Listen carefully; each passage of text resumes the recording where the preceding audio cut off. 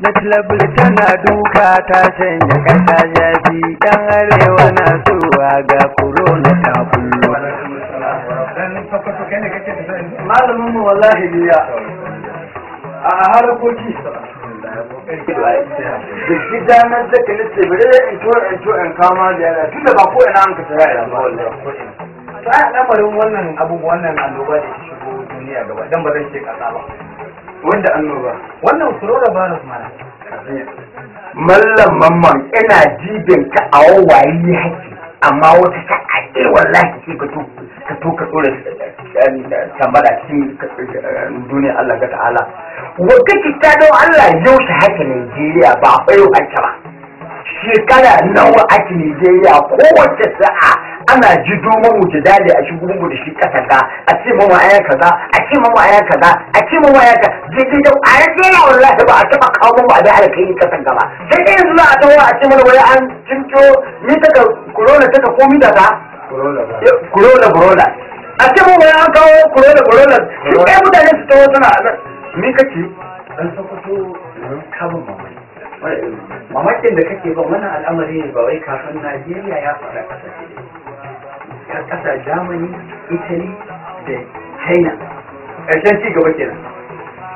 kuma gani ba to wannan wani abun mamaki duniya cuta da yake kara da duniya ta sauka a can kasar ta can to sai ga ta shigo Najeriya to don Allah bari in ma tambaye ni shin duniya ba a yi Ebola ba an yi Ebola shin da an kai Ebola kuɗi nawa an kasuwa bisa ga hukumar lafiya ta duniya ta rarraba ma kasashe ba a yi cutar AIDS ba an yi akwai wanda an kaje mata kanjamun lafiya assalamu alaikum an yi ta ba a yi ta ba don Allah nawa an kai suwa an ka ba mutane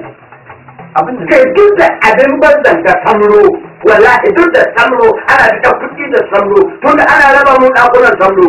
cikin kasar da duk da su an kai mura an kai komi da komi amma a tawo ta yanzu na tawa a cikin wani ebola ta tawo a kure da gogna su da kana zuwa dan sakuta abin da yake so ka gane wannan cutar gaskiya ce abu ɗaya za ka gaya mu ka ce su kasashen duniya suna da shugabanci na gari kuma sun damu da al'ummar su yanzu misali kamar Italy an ce sukan ɗauka matakai birane suke bi duk inda mutane suke suka raba musu abinci ana killace su da feshi abinda za ka ce mu da yake Najeriya ba mu da shugabanni na gari sai zama suna amfani da wannan cutar don samun kuɗi tun da har yanzu nan mu dai mu ne tarka masu zuwa neman abinci an hana mu fita neman abinci sannan kuma ko gari ɗaya wanda an ce an yi feshin maganin cutar nan ba hatta wannan abin ɗan sakwar da nake so in baka domin ka kiyaye wannan matsala ɗin ko na ba ta raba mana shi ba shi ne ake ganin sa abin banza ba ma ta ɗauki abinci ko kuɗi ta raba mutane ba wannan abu ɗaya za ta ce amma cuta gaskiya ne akwai shin mallam bari in ma tambaya mallam Mamadu Haki ko dan bayani mamman ne mamman wanda ya fi suna Allah wallahi amma dai a ganga kam sai an ji ba wallahi mallam mamman tambayar da nake so in yi ma wagga cuta gaskiya da daji ta tun da an faɗi amma mu shin mutum ne ta kashe kasar da to dan sakoto annoba idan ita cutar illar da take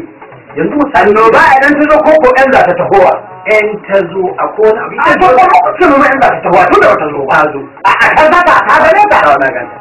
domin na ga masu ita ana abin da kike so ka fiyo Allah ya tuma mana akwai shawarwari da likitoci suka bayar sun ba da shawarwari amfani da wannan abin rufani dan kawai abin da hatsarin ta wannan cutar yanzu idan mutum da wannan babban gari namu da kake gani wannan garin da muke idan mutum ɗaya biyu uku suka shigo za su ke shafa kowa yanzu misali malam ma ɗan sokoto ka daga inda ka so kafin ka zo gina za ka damun adadin mutanen da kai mu'amala da su sai a ana kake da gacin da bakon huta ne ba to idan yanzu kana ɗauke da cutar duk wanda kai musabiha da shi ya ɗauka wanda kai rabu da su ma idan suka gaisa da wannan sun ɗauka misali shin mallam bari in ma tambaya shin sun Allah to yanzu ina mahita ta ga wata haraka kai dan sakoto abin da baka gane ba kuma na gode Allah ma yanzu da ka fahimci da cuta amma kai da dai